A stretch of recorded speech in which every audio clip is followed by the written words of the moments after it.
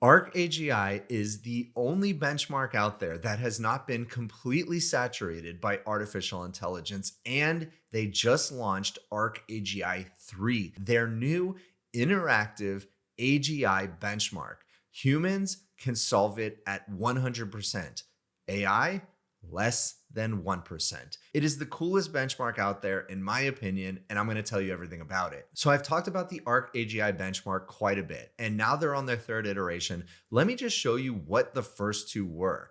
Now, the entire purpose of the ARC AGI benchmark is to test for AGI, but more specifically to test for generalization, which is right there in the acronym AGI, Artificial General Intelligence. That means AI that has the ability to take a little bit of learning and generalize it to multiple applications. And if that doesn't make sense, I'm going to explain all of this. So this is ARC AGI 1. Basically what it is you get a couple examples as a human or AI, and you kind of look for the pattern and then apply that to another example. So check this out.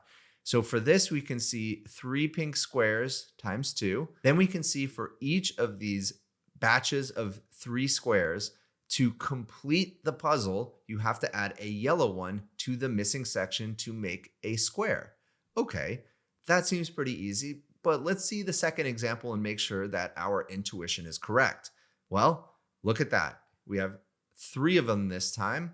And to complete the 2x2 square, we add a yellow single square to it. And now all 3 are 2x2 squares. So what does the third one look like? Well, it seems pretty obvious, especially for humans. Looking at it, how do we complete it? We would add a yellow square here, here, here, and here. And that would be the solution. Now, if that seems really easy, it's supposed to be for humans. AI, on the other hand, struggles with these types of benchmarks. Now, for ARC AGI 2, they made it much harder. Same kind of pattern, same kind of approach, but much more difficult. And this benchmark has yet to be saturated. So check this out. You can see here is an example. Here's the solution. Here's the next example. What would the solution be? Here's the key. This is what I assume is a key. It really doesn't tell you anything. So for yellow, there are no squares missing. So I would say this gets yellow, and yeah, we can see that right here. Next, for the green, we have a single empty square in the middle. So looking, none of them have a single empty square. So how does that work? Well, maybe it just means that the empty squares in the middle of the shape are connected. So there we go, 1 and 2. These last ones, you can see there are 2 gaps in the middle, thus it's blue, and then 3 for red. And so we can kind of figure out what it would be down here. So this just becomes much more difficult. Now for the ARC AGI 1 leaderboard, you can see it has been almost nearly saturated. The best of the best models are coming out right here at about 93, 94% solved. Now again, humans can do this at 100%. So this isn't even saturated, but it's very close. Now on the x-axis, we're seeing cost per task. On the y-axis, we're seeing scoring percentage. Now let's look at ARC AGI 2. Here we go. The top model, GPT 5.4 Pro Extra High, scores a 72% at a cost per task of $39.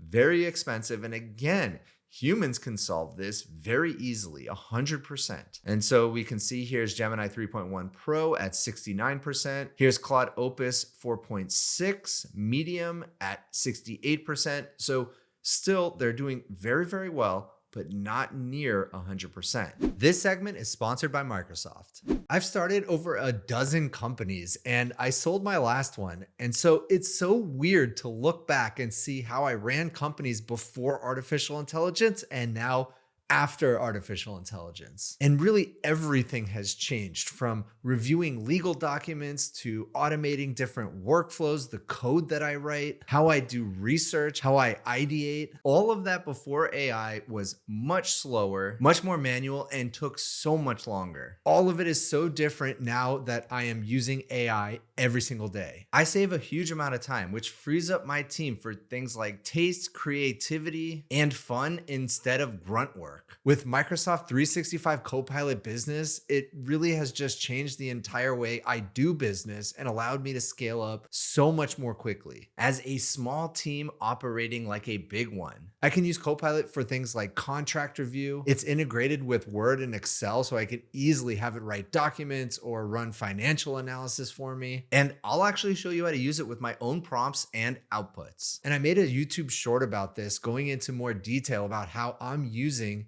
AI today. So I'm going to drop a link to that in the description below. So if you're an entrepreneur, I really recommend checking out this video because the way that I work is so vastly different now. And if AI seems intimidating, that's okay. It is absolutely worth learning because the payoff in time saved and quality of your work will be massive. Now back to the video. Now, before I show you ARC AGI 3, which is completely different, very unique, very interesting, I want to talk about a few things that make ARC AGI special as a benchmark.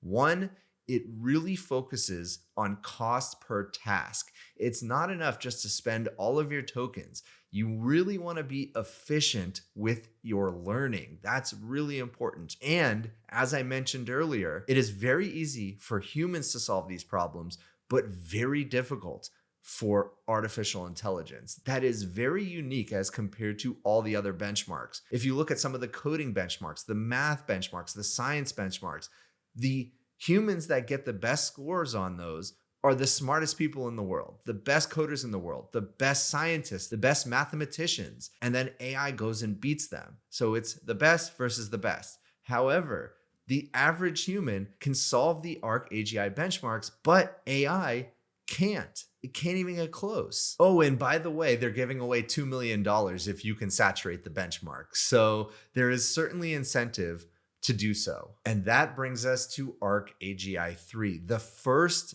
interactive version of the ARC AGI benchmark. They went from looking at examples and being able to generalize to another example to a fully interactive benchmark, and I've actually played with it. So here's what it looks like. You get dropped in a video game, essentially. You get zero information about what to do in the video game. You get a limited amount of turns to try to solve or play, beat, whatever you want to call it, the video game. You know what? Instead of me talking more, let me just show you. Hopefully I can get this right. So let's play start. We can use these arrows right here, it seems. We get reset, help, and select. And again, I get no information about what's happening. The AI gets no information about what's happening. But let's just look around before we even do anything. So we have 3 dots over here. We have this yellow bar. Maybe it's a health meter. Maybe it's a turn meter. We have something in the bottom left that looks like maybe it can either be a mini map, but more likely it's looking like it's matching this. So maybe this is the destination of where I need to get to. We have what looks to be like a little maze. This is probably our character, the plus. Maybe it's this one right here. Maybe this is our character, and it seems like we need to get up there. Let's try to move. I'm just going to hit up arrow once. Okay, so we already learned a bunch of information. One, I hit up, this guy moved. This is now obviously our character. I also noticed that this little bar dropped down, which leads me to believe that might be a move meter. So let's see. Now, I think maybe I just have to get up to here. So let's continue. Yeah, so I moved again. The yellow bar went down, and let's just go all the way to the top. That did not work. So it flashed, something flashed here, and obviously I'm not done because it didn't tell me I'm done. Now, one thing I notice is this is in a different orientation than this. So maybe as part of the game, I have to hit this plus to try to move the orientation of this before I actually get to it. So let's reset and let's play. I'm going to go this way now. I'm going to try to hit that plus. Okay, there we go. It hit the plus. Now it looks like the goal is oriented the same. Now let's move the rest of the way. All right, there we go. And so that's it. So you can see I had a lot of intuition. I used a lot of logical deduction to try to figure out what to do. And I only had a limited amount of turns to do that in, but I was able to do it. What did it take me? 3 minutes to figure it out? Not even. And I was actually explaining it as we go, so probably would have taken me about a minute to solve. But how does AI do on it? Not well.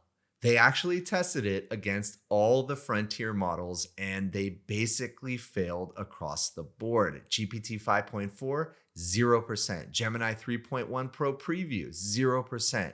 Grok 4.20, Claude Opus 4.6, 0%. 0%. Human, 100%. Total actions, 546. Let's look at what it looks like for GPT 5.4 to play it. There it goes.